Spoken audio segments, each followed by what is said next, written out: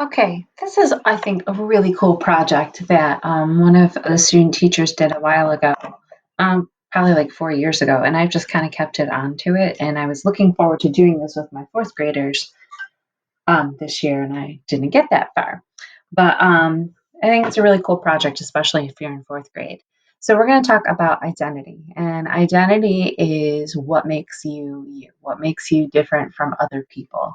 So if we think about characteristics, words, or ideas that make up your identity, um, how would you describe yourself to someone that you're just meeting? Would you say you're athletic? Would you say that you're kind? Would you say that you're artistic? Would you say that you're shy? So think about how you would describe yourself, or even, try describing one of your classmates that you miss. So let's think about identity a little bit more. You think you're born with it, or does it kind of develop and change as you grow? So think about that for just a moment. So I hope you're understanding that it kind of changes as you grow. Think about, maybe at one point in time you were interested in dance, and now you're interested in soccer, and now you're interested in learning how to play the guitar. And think about what influences you, or what, made you want to play soccer, or made you want to dance, or made you want to learn to play guitar. And as you get older, your interests kind of change, but all those parts still make up who you are. Is there something else you can think of that identifies you? And this is obviously something we would do in class, but let's just kind of think for a moment. Fingerprints. So if you think about your fingers, every single person in the entire world has their own individual fingerprints. Isn't that kind of wild to think about? I really want you to think about that for a moment. And because everybody has different fingerprints, when cops are looking for fingerprints, they look for specific ones that identify a specific person. So, if you want to make good choices.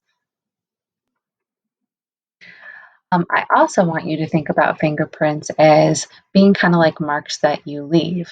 So while cops are looking for fingerprints because it kind of helps them figure out who committed a crime, every time you do something, you're leaving your mark.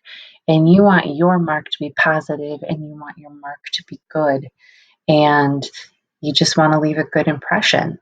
So I want you to really think about the choices that you make when you're out in the world, and the marks that you're making. So we are going to design our own fingerprints today, which you already have your own, but we're going to design our own. And we're going to combine some art elements to make that happen. So you see lots of lines, lots of movement, lots of pattern.